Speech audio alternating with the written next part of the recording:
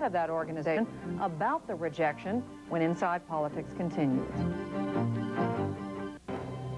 2 months after seeming to accept a $1,000 donation from the Log Cabin Republicans, Bob Dole's presidential campaign is sending the money back. According to a statement from Dole spokesman Nelson Warfield, quote, "Our policy is to decline contributions from political groups that have an agenda that is in opposition to Senator Dole's positions on the issues." Warfield also says the Dole campaign was not aware of this particular contribution until it was mentioned in a column in the Detroit News last week. The Log Cabin Republicans is made up of gay and lesbian members of the GOP. Its executive director, Rich Taffel, joins us now on Inside Politics. What bothers you most about this rejection of your contribution? What bothers me most is the lack of integrity here. Clearly, this campaign came to us asking us for financial support. We had discussions with the campaign at the highest levels. The issues that we've been working on, frankly, have been AIDS issues, and Ryan White has been the #1 issue. And we've had ongoing conversations with the campaign. So to be dishonest, to say that they don't know who we are, we didn't know about the check. I walked around at a fundraising event with my name tag, and our organization spoke to the senator briefly. It's just purely dishonest, and I think that's the worst part of all this. You've talked with Bob Dole face-to-face? Absolutely, at the fundraising event here in Washington. Do you think there are reasons other than those stated for the rejection of your contribution? Absolutely. Absolutely. I think that the reasons they're doing it is because the campaign is fearful it cannot get the right-wing vote in the Republican Party primaries, and they were frightened after the Iowa straw poll, and I think they see their polling data dropping each week, and they figured this would be explosive to the right wing, so we have to jettison the gays. Have you jettisoned the gays? You think that's one of their prime motivations? Jettison anything will look like a moderate Republican to far-right Republicans. Have you made contributions to other Republicans? The only other candidate we've made contributions to at this point is Governor Pete Wilson in his presidential campaign. But we'll be looking at the other candidates too. It's just that the Dole campaign came to us very early and met with us very early. And I understand you also received a letter asking for a contribution for an event next month in September. Actually, it's ironic that the day we did get the check back from the Dole people, we got another check, letter sent earlier this week before all this from a member of the Finance Committee saying, we've got other events, we want to comp you in for free because you've done so much for the campaign, and we look forward to seeing you. Hope you can get some of your members to our event. Back to the campaign. If the front runners camp is rejecting your $1,000 contribution, you say you've made one to Governor Pete Wilson's campaign. What are your thoughts?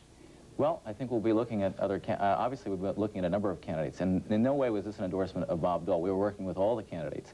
We just had our convention in Cincinnati. Arlen Specter sent people to speak on his behalf and a letter, and a lot of our people are interested in that campaign. Other folks are interested in Lugar's campaign and Lamar Alexander's campaign. So we will talk to all the various campaigns, and but at this point, only Pete Wilson's received money from us. I'm curious. Senator Dole has said gays and lesbians have civil rights. There should be no discrimination in the United States, period. What more would you have him do or say? Absolutely nothing more. That's exactly what we were looking for, and it was after that that we agreed to support him. Now he's turned around and said that we have a 100% different agenda than what he wants. Do you expect Governor Wilson to return your check? No, I don't. We have a much longer, the California clubs have a much longer relationship with the governor from California. And in fact, I went to an event of his earlier this campaign cycle where he was asked about gay rights, and he said that a job is not a special right. Mm-hmm. And so I think he's got a much longer history working on this issue, and is probably more comfortable with it. I think the Dole campaign just panicked. Well, because of some excellent research work done by our Jennifer Martin, I have to ask you a question that it occurred to me as I was reading over some of the notes. Do you see any differences between Senator Dole and Ronald Reagan? Actually, Ronald Reagan was finessed the Republican coalition a lot better than Bob Dole, I think, is going to do. In a sense, he brought a very divergent coalition together, and that's what you need to win in our party in this country. And I don't think Bob Dole's going to be able to do that because he is alienating right now moderates so far that when he comes back to the general election, if I were a member of the Christian Coalition making a deal with Bob Dole right now, I'd be very suspicious that I wouldn't get jettisoned in a general election when conventional wisdom says that Bob Dole's too extremist. Rich Taffel, thanks very much for joining us. We tried mightily to get a representative from the Dole campaign to join us on Inside Politics today, but they declined. I think they got caught on this one. Judy? Boy, how'd you like to be a Republican? I mean, if you're a Republican, you are authoring the revolution. 72 new members of Congress. I'm telling you, it's the most exciting moment in the history of 20th century Republican politics. This is incredible. And they're going to lose the presidential election next year. I mean, how do you figure this? Nudie didn't get to talk to the president on the plane, baby. Didn't go on all the way to Israel, and they never said a boo-boo-boo, and the president never talked to me. Here's the Daily News on Newt. I bet he runs. Don't you think? Huh? He's gonna run. Well, guess who's here? For the first time in 28 years, we have on the Donahue Show 4 live Republicans. David Frum is writer and commentator for American Politics. You're from Canada, are you? That's correct. Interloper. What's going on here, David? I mean, I don't think I could be a member of the Republican Party. I'm pro-choice. I'm for gun control. Narrow, narrow, narrow. Well, Republicans are going to be content with something less than 100% of the vote. So they don't have to appeal to absolutely everybody on absolutely everything. And much as we'd value your support, we're going to have to get along without me, are you? But the point is that you are cutting off a significant part of your own base by this kind of ideological rhetoric that we hear coming from Paul Weyrich. Can you imagine holding a press conference to condemn Colin Powell? I mean, why don't you just go out of the way to lose? Go out of your way. I don't think Clinton should leave the White House. He should not leave the House. He is a shoo-in. We have a 2-term president, and you can quote me. I will quote you. And maybe say, I told you so. But the point of politics isn't just to win. There's a reason you want to win. And the reason you want to win is in order to govern in a way that you think is both intelligent and principled. Yeah. And so it is not wrong to say to a party, gee, you're sharpening your focus. Of course you're sharpening your focus. If you don't sharpen your focus, you can't govern intelligibly. Otherwise, all you produce, as Jimmy Carter so notoriously did, is mush from the wimp. Here is Arianna Huffington, bright light on the Republican stage. We're seeing more and more of her. Well, Arianna, you're not for Dole.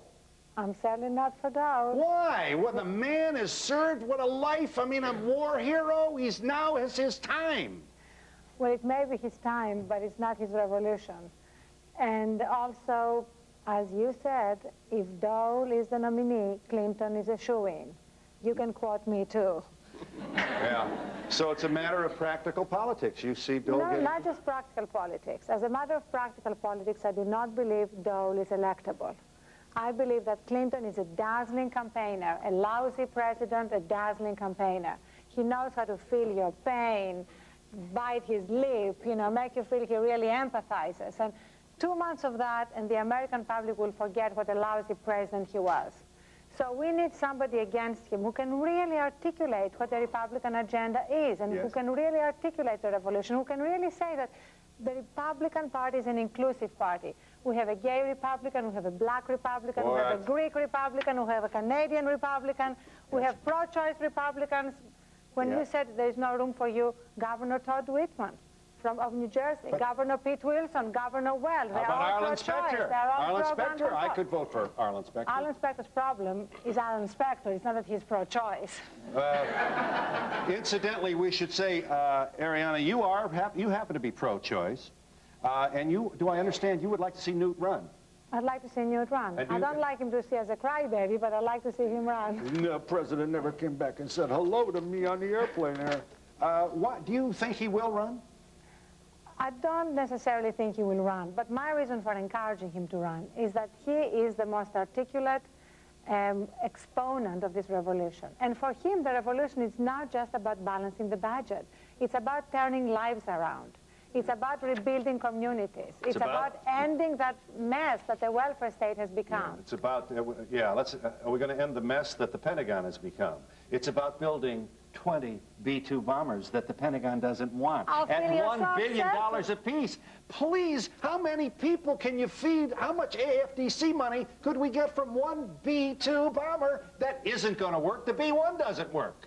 Why are we doing this, Ariana? I'm counting on sensible people like you to bring the Republican Party into the real world. Why are you so upset with the Defense Department? Because they waste more money than the welfare department does. $5 trillion was spent on welfare in the last 30 years. 30 years. How much have we spent on the military in the last 30 years? We did defeat the Soviet Empire. We didn't. The Soviet Empire defeated itself. Oh, no, come on. We It's all right both to say collapsed that from now. exhaustion. It's all right to say that now. We have not won the war on poverty, but we did win the war against the Soviet Union. You get all crazy, you Republicans, when you see a black person on welfare. Whoa, wasting my money, and you'll roll out the Seawolf, you'll roll out the B-2, you rolled out 100 B-1s at God knows what cost, never have gone to any war. You are blind when it comes to the waste of the Pentagon, and it's going to hurt you. You want to just make things that go boom, and you're going to give all the headaches to the states. A terrible idea. Phil, can I just reply very quickly? First of all, even Newt Gingrich has said that he wants to turn the Pentagon into a triangle. We do need to reduce the Pentagon. That's the point he was making. So we have no disagreement on that. Point? I'll send you the cutting. I bet you can't find it, though. I will send it to you. All right, I believe you. But if we can just stop that debate for the moment, because the more interesting debate right now is what's happening with welfare reform. And the reason why Republicans want to reform welfare is not because of fraud and abuse. That's a minor reason. It's because it's destroying people's lives. Makes them addicted. It's because it's destroying the work ethic. If it weren't for welfare, that they could run out and get any one of all these wonderful jobs that were created during the Reagan years. Is that what you're saying? Phil, you know why the main reason people don't get jobs? What is it? It's because they're addicted, they're alcoholics, and they can't get their life together. We need to help them do that. But No, you that's don't not mean the they're government that's trying to alcoholics, do it. literally. You mean they're addicted like alcoholics to the dole. Is this what you're saying? No, to the government? I mean, oh, they are literally. I mean alcoholics. crack addicted. I mean alcohol addicted. Really? Yes, really. And these are the people that we need to help. So and the giving problem, the reason we have a lot of welfare is because people are on drugs and addicted. You know what, Phil? You need to look at the statistics of the inner cities. The problems in the inner city, the worst problems are crack and gangs. Is this? And we're not going to resolve those problems by giving people welfare checks. We're going to resolve them by getting in there ourselves personally. All of us who are here now have a responsibility to these people. Well, how about the millions of people who are whited on welfare and don't live in inner cities? That too, but but they're not addicted. Are they addicted too, or is this just a black stereotype, Ariana? No, but it's you not just sound black. to me like you're saying these black people would just... Did I said mention inner black? cities and crack. No, inner cities and crack is not just black, and crack is not just black. There are plenty of white people on crack. This is not a black-white problem. That is true. So don't stereotype me. I never mentioned black. Are there more white people on welfare than black people? There are more white people in America. Of course there are more white people on welfare. Yeah. Well, speaking of black people, Milton, can this be true? Milton Binns, chairman of the Council of 100. You've been a Republican before it was cool. Before it was cool, including my ancestors, my great-grandfather and grandfather. Yeah? Republicans. Well, boy, where's your book? What's it been like? The book is yet to come out, and that's one of the things that we really have to do, Phil. Well, make your case. I know you've done it many times, but what in the world is a smart guy like you doing in the Republican Party? Phil, first of all, let me respond to a couple of comments that have been made. If the Republican Party and Newt Gingrich and Congressman Speaker Gingrich wants the major changes the American people voted for in 1994, Speaker Gingrich will not run for president, number one. Number two, he will put his full support behind Senator Dole to be the next president of the United States, because only a moderate Republican with the proven, demonstrated track record, legislative record, that has distinguished this distinguished American, this patriot's career in the Congress of the United States, a record of absolute moderation, a record of why I support... Civil rights record. Let me tell you, a civil rights record, it's impeccable. For those of you, let me tell you something. In a private meeting with Republican senators and with a small group of Americans, Eleanor Holmes Norton, Congresswoman, delegate, African-American for the District of Columbia, said, not recently, a couple of months ago, Senator Dole's record on civil rights is second to none in the Congress of the United States. Hooray. Now let me tell you something. That's not coming from a Republican saying that. That is coming from a partisan, hard-hitting, Democratic delegate to the United States Congress. So what the people in America have to begin to connect up with, which is not being done, Phil, is that they know very little of the record, the legislative record. They don't know that when Senator Dole was majority leader of the United States Senate, listen to this, Phil. I'm listening. And the Reagan administration was attacking at that time, not President Reagan, but key members of his administration and the Justice Department, of course, were attacking affirmative action. Senator Dole's message to President Reagan was call off those pit bull attacks on affirmative action. That was a message delivered, not only verbally, but delivered in writing to President Reagan. Milton, you do him no favors mentioning this because that's hardly going to get him elected. Affirmative action is a little bit like... right now, it is in favor of... Right now, hold on a second. He can't get elected. He can't get elected. It doesn't matter, Milton. That is not true.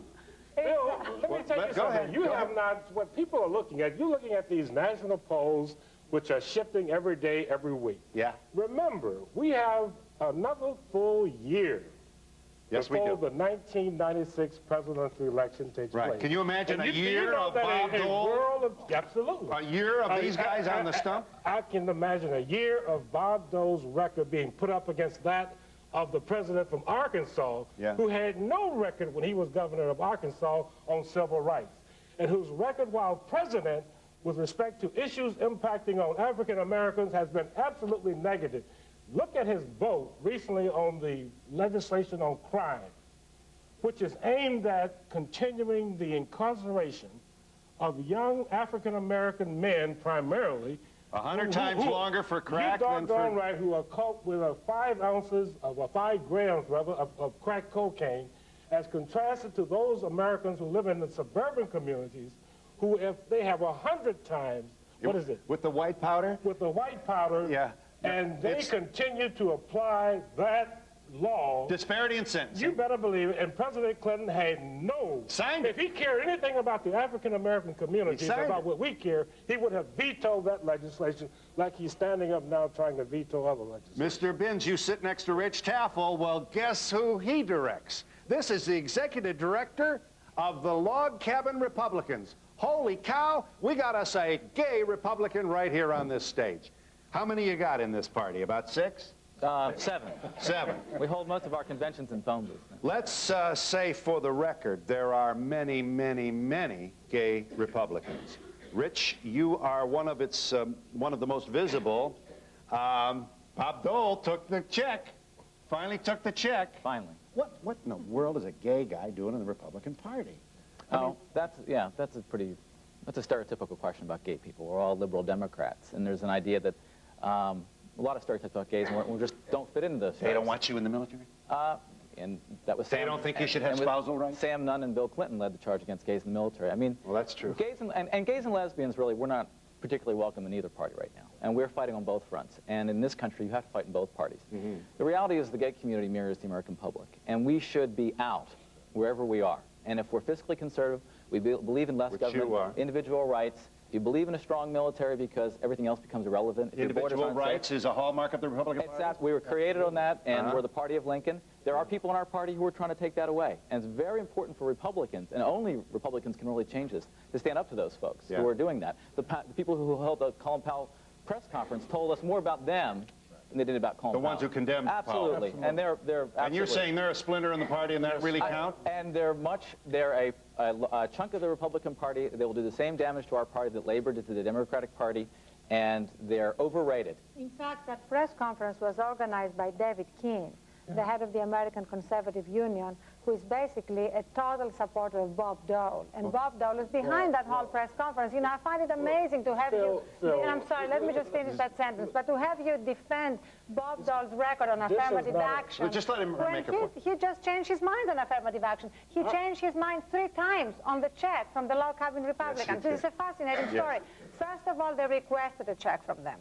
Then they returned the check. Then he goes on the David Brinkley show and defends returning the check. Then a month later, he tells the Washington Post that he was wrong to return the check and it was a mistake by his staff. Is this the kind of leader the Republican Party needs? That's Milton's leader. I mean, talk to him. I get it. You're first. When we come back with 4 proud Republicans, as we are about to enter The presidential year of 1996. Holy cow. We'll be back in just a moment.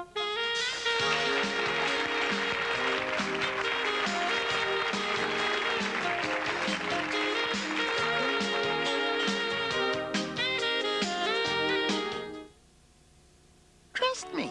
Okay. Mom, do you know how good hot chocolate chip cookies are? Oh, yeah. Know how good they smell? Oh, yeah. And how the chocolate gets all melty all over your fingers? Oh, yeah. Well, don't Pillsbury chocolate chip cookies bake up hot and fresh in less than 15 minutes? Oh, yeah. Wow! You were right. Oh, works every time. Woohoo! America, millions of you have skinny hair. Well, stop hiding it. From Conair, get the big curls, hot air, curling iron and brush. Styles as it dries, brushes in volume. Nobody's bigger in hair than Conair. Want your toilet really clean? Pour in Clorox bleach after every flush. Or better yet, drop Clorox Automatic Toilet Cleaner in your tank. It cleans with the power of Clorox bleach every time you flush. Clorox Automatic. A series of conversations beginning with Richard Toffel. What's exciting about, I think, gay people today is they're coming out wherever they are, whether that's the Roman Catholic Church or the Republican Party or in the Midwest. That's where change will take place. Paul Theroux. Naguib Mahfouz, Nobel Prize winner. Just before I met him, someone stabbed him in the neck. Sheikh Omar put a fatwa out on it. They said, stab this man, kill this man. So someone stabbed him. I had a choice when I went to Egypt to go see the pyramids and the Sphinx, or go to the intensive care ward and see Naguib Mahfouz. Well, there's no question. I went to the intensive care ward. We had a nice little chat about life, literature, and getting stabbed. Joe Franklin. You know, I remember when Khomeini took over. I was inside Iran during the revolutions. I remember the whole genesis of it. What they were saying was very simply, in some ways, we will not become westernized totally. We will move ahead in the world. We will work with you. We will set up systems of cooperation, but we are not going to become you. Ivy Hayes. The thing that I learned there was a way of seeing, how to define objects in space, how to relate objects one to the other, and how to capture the essence of what it is that you're trying to portray two-dimensionally on paper using pencil. And Hal Crowther. It's the mix. I mean, one night it's Yeltsin, and the next night it's the woman whose husband had the whore on, you know, in L.A. It's as if, you know, it's all one now, and it's sort of a contamination of the media, as if no one has any particular control over what's news and what's not news. A composite of conversations when we continue.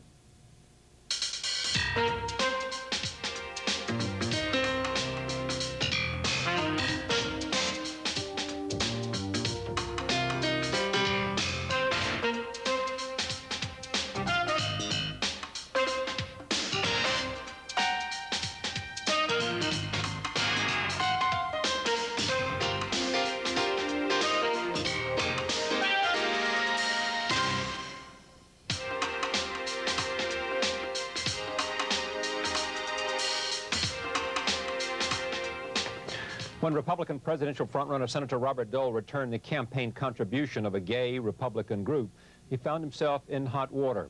Under heavy criticism, Senator Dole later admitted his initial action was a mistake.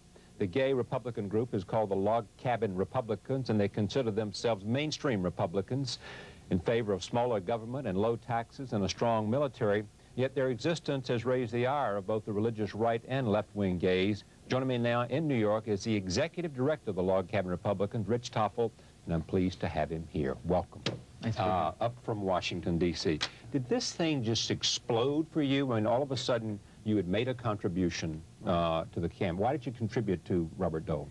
Well, first they asked us, and we've been working with the campaign for quite a while. Yeah. And the senator came out with some very positive comments in the New York Times Magazine, and then a few weeks later, he was flip-flopping on that and saying something critical about gays and lesbians. Already at that time, this is back in the spring, the campaign had talked to us about raising some money for them. And at that point, I said, well, you know, we're not going to raise any money for you, and you know, you'll have to get Lou Sheldon and the far right to sell your tables. And so we were called into the campaign and met with the Finance Committee chairman and members of the campaign. I was introduced to everybody at the campaign. I shared our concerns. We didn't want to see what happened to us, what happened with George Bush in 1992, a man who's probably comfortable with gay people, but kowtow to the far right in our party, and we were afraid that was going to happen again. Absolutely sure this wasn't going to be a problem. We talked about the tangible issue that we were working on at the time, which was the Ryan White Care Act. And we said, you know, basically the senator's got a good record on this, AIDS issues. He needs to be scheduling that, co-sponsoring it, getting it to the floor. That would be a very tangible way. And he did. He showed a lot of leadership and worked with the Senator Nancy Kassebaum in getting that to a vote. So we were pretty pleased, and we were working well. It was in the midst of all that they asked us to come to a PAC fundraiser where we brought the PAC check, and I talked to the senator about Ryan White.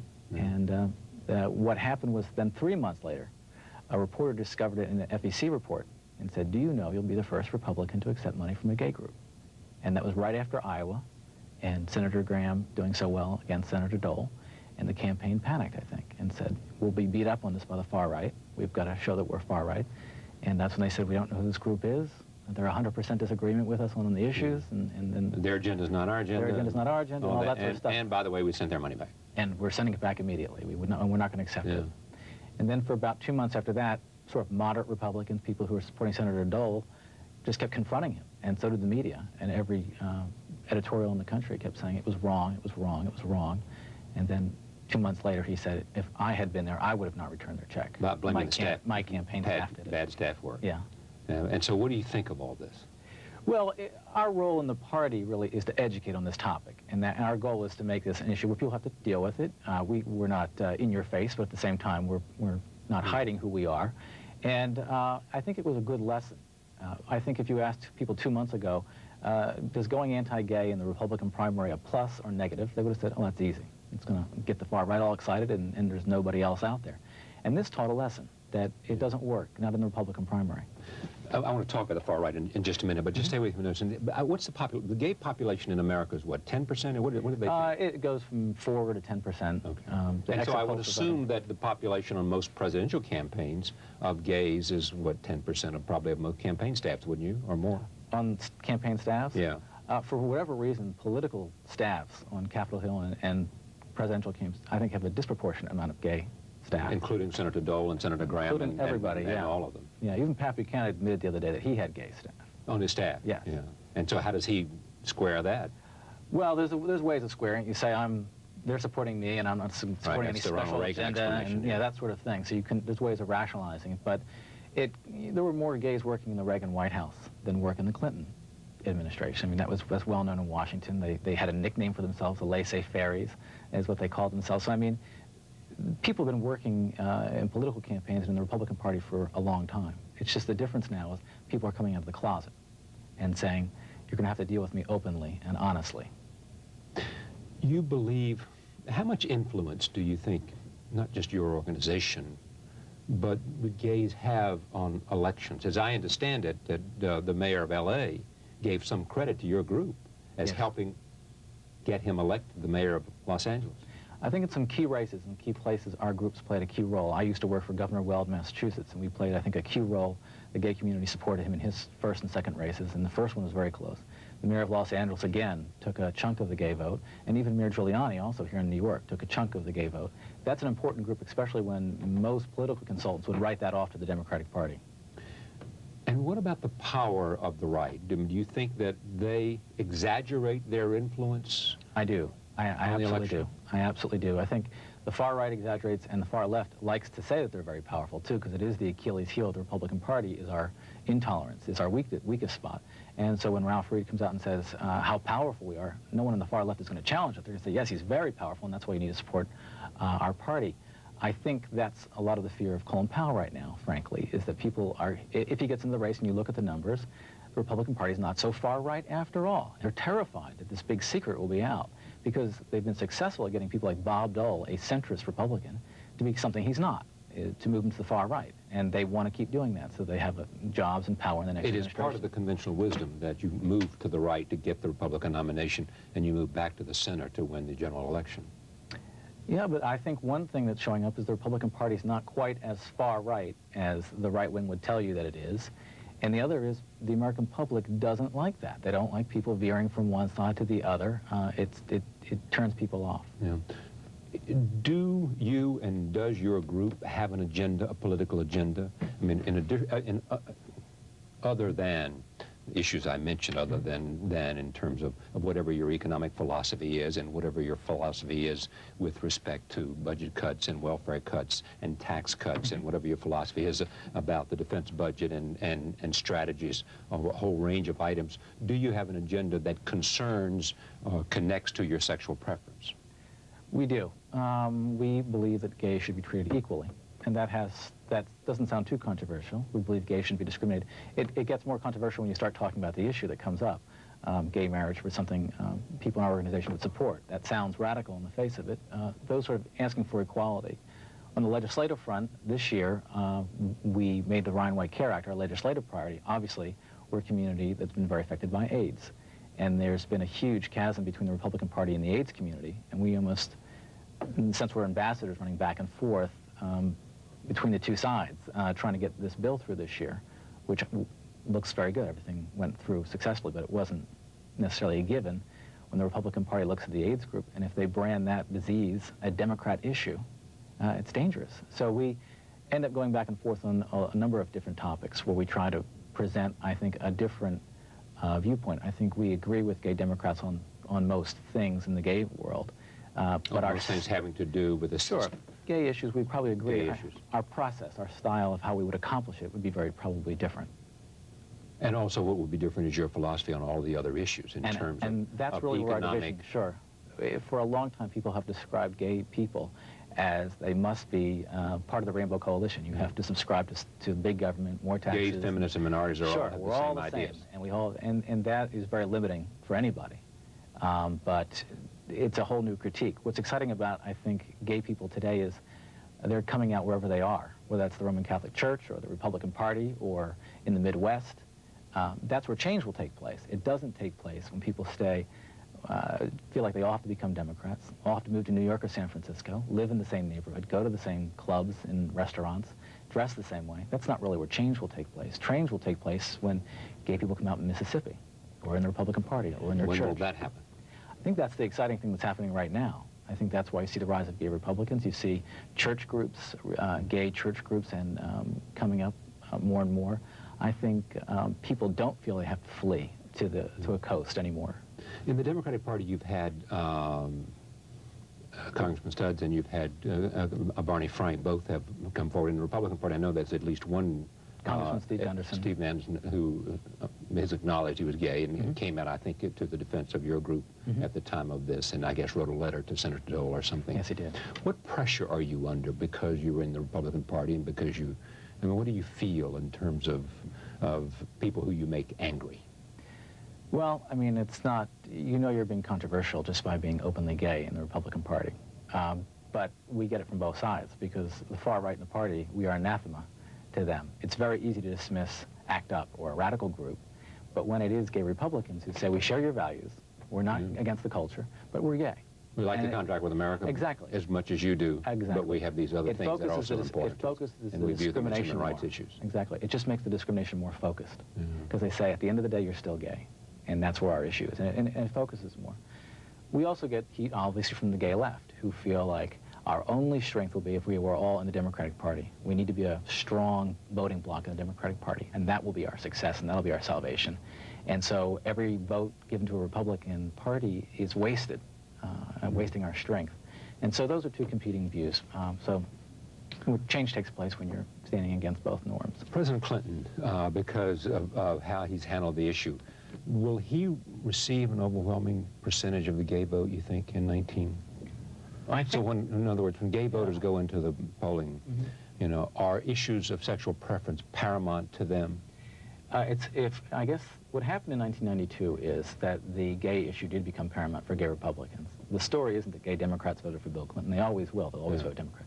But gay Republicans who are angry at Houston and Pat Buchanan in primetime voted for a Democrat. The cultural war. Yeah, that's the story. Now, for gay Republicans and who heard Clinton's promises and don't agree with him on a lot of his issues, but the gay issue so eclipsed every other issue for them. I don't know that they'll believe him this time when he says he'll do things. I think his credibility is strained even among gay Democrats. So it remains to be seen if he could win over. I think it only depends on if the Republican Party puts up a candidate too far to the right. And I believe that only the Republican Party can elect Bill Clinton, in a sense, by putting forth a far-right candidate. What happens if Phil Gramm or someone that to the right is nominated? Do you support Phil Gramm, or do you go over and support? No, we wouldn't support Phil. We would not support Phil Gramm. We would not. People will do it what they're comfortable with, but we would not, as an organization, I'm sure, endorse Phil Gramm, because he has a record of using the gay issue as a wedge issue. He's already done that in this campaign. In senatorial campaigns. And he did it in this campaign, too. In Iowa, he got into a school board race where he attacked openly gay school board member who lost his race just because he wanted to pander. How many members in your organization? There's 10,000. 10,000. Thank you for coming. My pleasure. We'll be right back. Stay with us.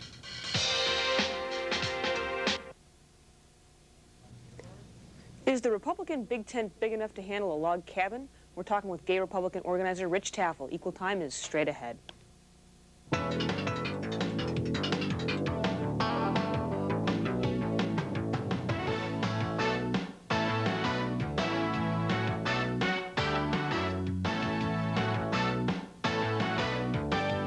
Direct from the CNBC studio in Washington, D.C., this is Equal Time with Mary Madeline and Dee Dee Myers. We're back.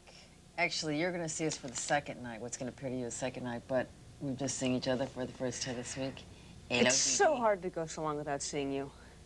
You know, my husband doesn't even say that to me. We have a better romantic relationship. Exactly. Sorry, I missed you too, babe. Yeah, it's nice to have you back. Welcome back. Thank you, Dee Dee, and welcome back to you, too. Where were you, by the way? New York. Yeah? What were you doing out there? I think we should, nothing worth discussing in the context of this show. Okay. Supporting the arts. You know, Dee Dee will never let me talk about her personal life. But by the time God, if I gave you an inch, you'd take a mile. I would be so badly abused. It would be unbelievable. How about, let's say, like, by the time our contracts are up, let's see if we can get anything out of your personal life. That's a deal. All right, we're only going to do one viewer mail tonight because we have such a cool guest, which is not to suggest on the nights that we do viewer mail that we don't have cool guests. But there's so much to chat about with our guest tonight. And this letter falls under the category of Loopsters, ask and you shall receive. Dear Dudu and Dee Dee. Dear Mary and Dee Dee, you can call me Dudu. I absolutely love your show and never miss an episode. Get a life, buddy. Just kidding. I was thinking during last night's show that a good guest for your show would be a spokesperson from the Log Cabin Republicans to discuss their viewpoint in the Dole contribution controversy. I don't think the media has covered the Log Cabin's opinions. As a Republican who is gay, I'd find this interesting. David Potter, Fort Lauderdale, Florida. Our guest tonight is indeed not just a spokesperson from the Log Cabin Club. He is Rich Taffel, the executive director of the fast-growing, fast-becoming a household word, Log Cabin Republicans, named one of the nation's 30 most influential gay leaders by Newsweek magazine, up there with Martina, say that last, Navratilova. You said it wrong. Navratilova. Oh, I said it wrong. Well, you know who Martina is. She needs no last name. She's kind of like a Madonna thing. And David Geffen. Taffel is a political star, a rising political star, fast-rising political star, cool guy.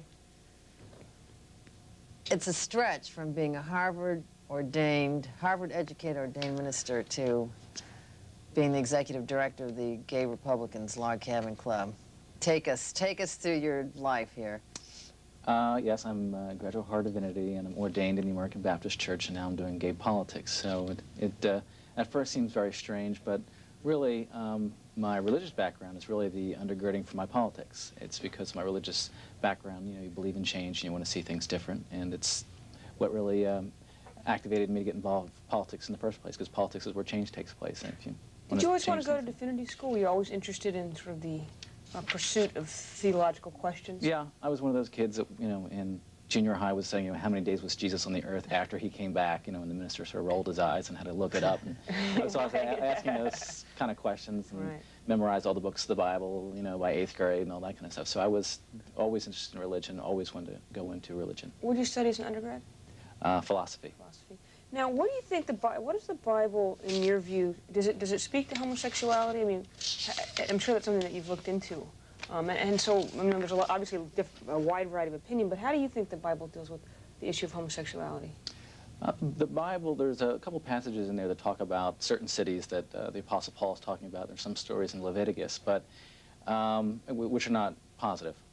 but there's a lot of stuff in there. Really, I think what people do is they start with a prejudice and they go to the Bible to back it up. And that's been used for Christians against Jews, and they said they killed Christ. It was used to not to give women the right to vote in this country. They point to a passage that women should be silent. I'm Catholic. It's one of the reasons Catholics can't be priests. It was used in this country on the slavery issue. Slaves obey your masters was used from the Scripture. So Scripture taken out of context and focused on intensely can certainly act like that's an agenda from God.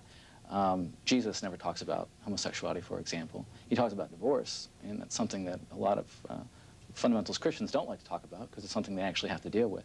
But I think we're coming to a great understanding about homosexuality. I think people, for a long time, thought this was sort of a choice. Someone turned 21, they wanted to be kind of cool, so they moved to New York and had this wild life. Pierce their ear and yeah, they wanted to be. adopted the It was gay and I lifestyle. chose the gay lifestyle, Right. and that was my new. That was my new. Well, and I think some of our gay guests and some of my gay friends don't like this emerging knowledge or scientific knowledge that gayness is a gene thing, is a hypothalamus thing. They want it to be a choice thing. Is this a split in the gay community over whether or not it's genetic or nurture or nature? I guess at the end of the day, it doesn't really matter how you get there. But I think most gay and lesbians, almost all the gay and lesbians that I know, feel that it was not a choice they made. I think they would all point to some point in their adolescence where they said, wow, I'm different from the rest of the gang. And if you're a guy in junior high school and you're not attracted to girls, and the worst thing you can be called is a faggot on the soccer Right. field. It sinks in your head, and you start dating women. And if you're a woman and you're attracted to other women, you try to pretend like you're not. That's When generally did you the know case. you were gay? Oh, I think back at the same time, adolescence. I remember those things and desperately reading about it and going to the library and reading the book that nobody signed out, that every gay kid picks out of the book, but no one signs out because no one wants to know. And Right. it's been thumbed through many times. And you would read that it was a phase, so everybody hoped and prayed it was a phase. And I think that's pretty common. So I think I was in that boat, hoping that this was something that would pass. Were you always conservative politically? I mean, your parents political? My parents are pretty much moderate Republicans, straight. I mean, they're almost a focus group for where America is on. I look at them, I look at polling, they're almost always right there. I come from Pennsylvania, suburban Philadelphia, so it's a pretty moderate Republican area. And they've always been Republican. They're not ideologically, far right or anything like that, but fairly conservative background. So that you carried that thread. Now, this is off topic, but are you doing the out here? Am I? Oh, I am. Okay. We have to take a break. They forgot to mention this to us. Well, this is cable, Rich, and we just go along here. Mary and I are going to take a quick break, but we will be right back with Rich Taffel of the Log Cabin Republicans. Stay with us.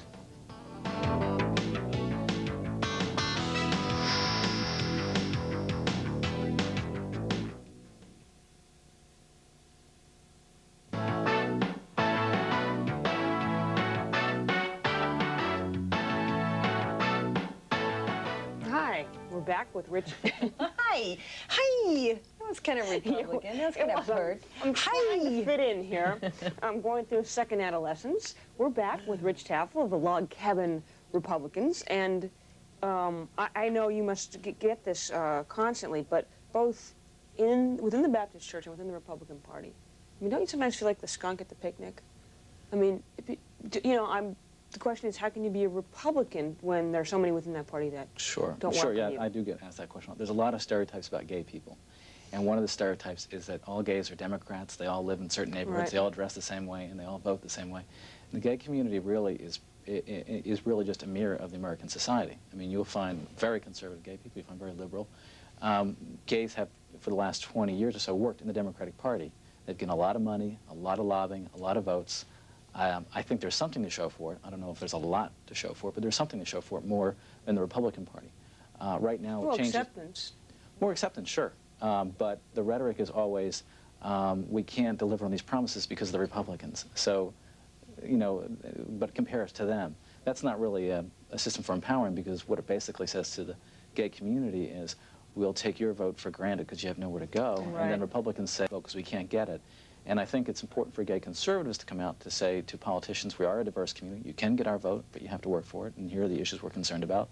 And that's what Log Cabin's all about. All right, speaking of stereotypes, there's a lot of stereotypes about the Republican Party. They were all a bunch of homophobes, which is not so. I'm just not going to deny that there is a homophobic wing and actually homophobic sector philosophically, which goes back to the Bible. those people who find that in the Bible, as you were saying earlier. But there is another philosophical strain that's not homophobic, but goes to group rights versus individual rights. Do you elaborate on this? Do you think that the anti-discrimination and hate crime statutes are not sufficient to protect homosexuals in our culture today? Because that's where the other Republicans kind of fall off. Yeah, there's a debate about both. I know what you're talking about. I think if those Republicans who felt that way, who disagree with some of the certain laws, were more outspoken in support of gays, individuals, that's the difference. If you want to have credibility on the topic, I think you have to come out and say, we absolutely do welcome you in the party, we want to treat you, we want the laws to protect you, and I'll fight to make sure that happens. But that's not usually the case. Usually they come in and say, you're already protected, you don't need those laws. And so I think for a credibility factor, if they would be more outspoken. What's insufficient about the laws? Well, the way that the laws have been written now, we do protect certain classes.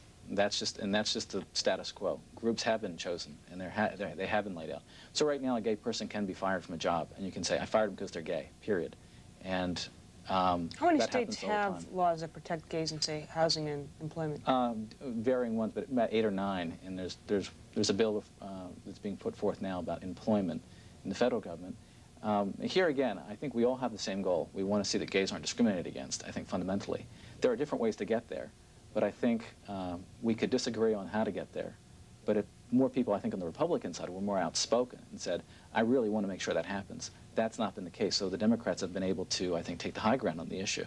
And I think if Republicans wanted to be more libertarian, they could be more outspoken and be more inclusive. Well, what the flip side of that is if gay people could be openly gay and have another agenda besides the quote-unquote gay agenda, right? Right. Well, most 90% of gays don't have, there's no gay agenda. Gays want to be treated equally. They don't like being told, particularly Republicans, I think, who have more remained quiet about it and lived with the don't ask, don't tell policy. I'm not going to talk about it, you don't ask about it. I think gay Republicans have been sort of shocked in a way by the way the far right has come up and said there's a moral decay in America, and which we can all agree on that, and the homosexuals are leading the charge. And it's homosexuals that are doing this to us, and they're destroying, and they're after your kids, and that sort of stuff. And nobody says, no, that's wrong. Well, some people do. They don't happen to be. They happen to be on our side of the debate. It's true, almost. Not totally exclusive. But do you reach cross partisan lines and find common cause with gay activists on issues that you agree on, like anti-discrimination? Sure, we'll work with other gay and lesbian groups. We do all the time. But and again, it's not so much our goals are different. Our goals are probably pretty similar. It would be the style. It would be the strategy. How you get there would be probably very different. We're more for sitting down and talking to people and educating people and working on their campaigns as opposed to groups that are into more confrontation and screaming at people and throwing things at people. Like what, ACTA? Yeah, I mean, more of that style. I think we're more education, not confrontation, would be more of things. It's part of the evolution, though, right? I mean, women aren't really burning their bras anymore, but there was a period when that happened, and as the movement progresses, you'll probably find that becomes less. I mean, I think a lot of people in the community will find that becomes less necessary. I think you're right. I think gays being out in the Republican Party is, in some sense, radical right now. Right. There's nothing radical about being a gay Democrat. Everybody sort of pats you on the back, and it's very comfortable. And you are taken for granted a little bit. I mean, people do expect. Yeah, and I think gay Democrats feel that very much. They feel like whenever they demand anything, the Democrats say to them, "Well, where are you going to go? Vote Republican?" Well, that's not really, go ahead. Join the party of Jerry neither Falwell. side moves ahead. Yeah. The party of Jerry. Well, you had to debate him on Larry King. I mean, we are no more the party of Jerry Falwell than you are the party of Jesse Jackson. Okay, you got your. He's in our party though, and we have. And he's in our party. But I think all of this is so media focused. Okay, the media focuses on just that wing of our party, and I don't disagree with everything. Well, no, but I disagree with this part. And they focus on. When part of the problem with the gay movement is that the media focuses on guys running around in dog collars and stuff at these events, which is not in any way reflective of anywhere near a huge proportion of the gays, liberal or conservative, right? I think extremes too often define the debate in this country all the time. Republicans are represented by the far right, and the gay community is represented by the far left. Neither is true. I worked for a Republican governor and worked on his first campaign in Massachusetts, Bill Weld, and I've worked on a lot of Republican campaigns. And on the Hill, we are very well received, which shocks people, but we're very well received Republicans. And I have a strong stomach, but I wouldn't have such a strong stomach that I'd constantly be going up against the wall.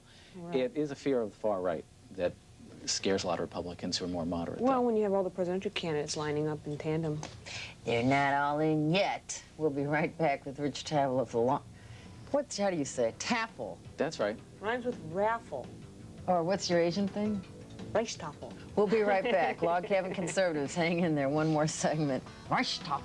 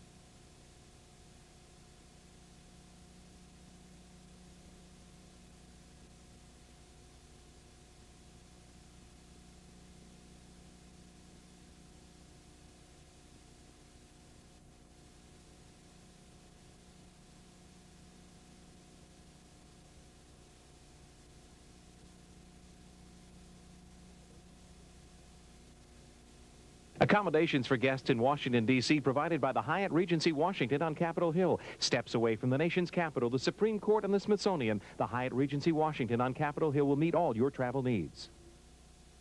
If you have comments, questions, or ideas, you can write to Equal Time, Post Office Box 18686, Washington, D.C. 20036, 8686. Or zap us a fax at 202-467-0601. We found out something about Dee Dee's life, but we can't tell you. All right, we're not going to tell you. I'm not going to tease her. Your personal life is your personal life. Next time she's not here, I'll tell you. We're back with Rich Taffel of the Log Cabin Republicans, and we were having a really cool discussion until we were informed we must ask you about the cliche question of the week. All right, let's talk about this. Dole and the check. The most, I agree with him, sort of overhyped thing, but there was there's something in there. Something said in there. I don't know exactly what it was, but it certainly got overshadowed by the president's flip-flop of last week. When Dole returned the check, or said he was trying to return the check. I just want to point that out. Yeah, no, I paid pretty close attention to that, as you can imagine. All right, that was kind of a bummer, huh? It was kind of a bummer. We've had a pretty good relationship with Bob Dole. I think he's a pretty good guy. So we were really shocked when the campaign said, we don't know who they are. It was a glitch, you know, when they had solicited. We've been working with the campaign. And not only had they taken a check from the Log Cabin Republicans, they've taken a check from you personally. Oh, yeah, knew months who you earlier. were. Yeah, months earlier in the first event he did in February in Came Washington. to you and actually solicited yeah, I went to the event, contributions, for personal, sort of checking it out for the organization. We met with the campaign. So we were kind of surprised, but I think what it sort of demonstrates is the fear right now in the party. People are so terrified of the far right, and they're terrified that someone's going to get to the right of them on an issue, and I think they sort of panicked, at least the staff did. The interesting thing is that for 2 months, Republicans, I think that's what changed things. Republicans were telling Bob Dole that was lousy, shouldn't have done it. Right. They're a good group. They've worked in my Right. campaigns. And I think that was what was interesting for us to see, that we did have a lot of Republicans and conservatives coming up and saying it was a dumb thing. But Bob Dole, it was dumb for him to wait, but he is not an anti-gay guy. You've worked with him on other legislation, on AIDS legislation, and he did That's take... what made it so tragic. Yeah, I think all right, I'll agree. it was just hypocrisy. Right. It was just the fear of being associated with the group after having worked with us so well. So and you're- trying to be what you're not. And I Right. think that's always wrong. Did anybody from the campaign call you and apologize? Never. Never called them. In fact, they only released a statement to the press the first time and never, to this day, have called. And in fact, I still haven't got my own personal check back, which I requested back at the time. So you kind of unendorsed Bob Dole personally?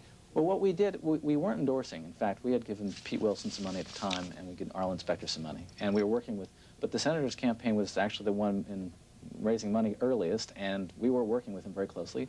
And he was terrific on the Ryan White Care Act, and I don't want Right. to take that away. So all those things were positive. And it wasn't an endorsement, but it was a way of saying, we're interested in your campaign, you've been good with us, we want to be supportive of you.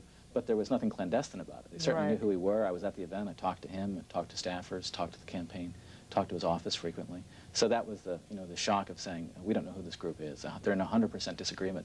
Could have done a lot of damage to us, because I think a lot of people would say, yeah, they're gay, they must really be anti-Republican, anti-conservative, the Republican Revolution. What is the agenda of the Log Cabin Republican organization? It's basically to educate on gay and lesbian issues on the Republican side. What we discovered in many races were gay Democrats weren't particularly interested in talking to Republicans and helping them in the race or helping them through an issue.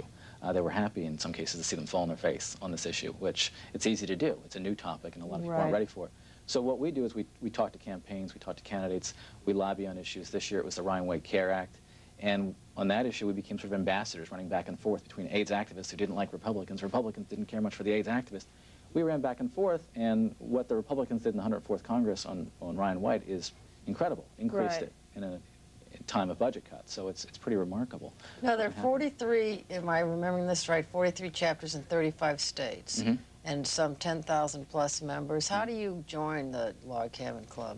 No, it's pretty simple. You join at the local level, and it's primarily a grassroots organization. So most of our Is it in the yellow pages? I mean, is there an 800 number? Yeah, we have a number at the national office Which here in is? Washington, 202-347-5306.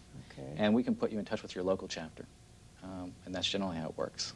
It's a free ad. We'll give you a free advertising I here appreciate that very much. on CNBC. You Do you guys have any you'll have to favorites get an now? 800 number after being on this show. That's right. It's going to explode. 20,000 members. Yeah, I don't think we're ready for the load of calls. Yeah, exactly. But do you guys have a favorite in the, or do you personally have a favorite? I don't know if you want to speak with the organization in the Republican presidential sweepstakes. We're probably pretty reflective of a lot of Republicans right now. When I watch the numbers dropping, they're not going Democrat, they're just dropping. And the Republicans, so we're not really excited. I think we're sort of in that vacuum period where I think somebody's going to get into the race, at least one other or two other people, to fill the vacuum for Republicans that aren't excited about the race right now. What about Colin Powell, who on one hand appears to be a very tolerant man, on the other hand was adamantly opposed to gays in the military? Well, I've been watching him closely, and I read his biography, and I'm very impressed. Now, on the military issue, I've also heard him talk about that, and it's very different than the impression I had during the don't ask, don't tell policy. He said gay and lesbians in the military have to sacrifice more than your average soldier. And that's a different way of saying something. I think that the fact that he's black and in the Republican Party and just a black American, I think he's going to be sensitive to certain issues. So I'm very interested in him. And just as an American, I'm interested in him because I think he could bring people together in this country. And there's right now, a lot of the candidates are playing on our differences and separating us. Yeah. If there were another issue besides what people associate as gay issues, what would it be for 1996? For me, it would probably be national defense. Domestic partnership laws don't make a lot of sense if your borders aren't safe and if your country isn't respected around the world. So I believe that, and that's an important issue for everybody, for all Americans. Yes. An overlooked one in 92, by the way. And fiscal issues are important to a lot of our folks. I really do believe in balancing the budget, and I think our organization does believe in, getting the government under control. Yeah. Well, we're out of time. Thanks for being here, Rich. My pleasure. It was, we'll have to have you back during the... Anytime. Once there's, the campaign gets a little further along, we can talk about more. Monday night, join us as we talk to Haley Barbour, another great Republican, chairman of the party. We'll talk about his role at the RNC, hot issues, hot races, all kinds of political stuff. Be sure to join us Monday. Rivera Live is up next. Have a great weekend. We love you, Good night, gang. Lipsters. Bye.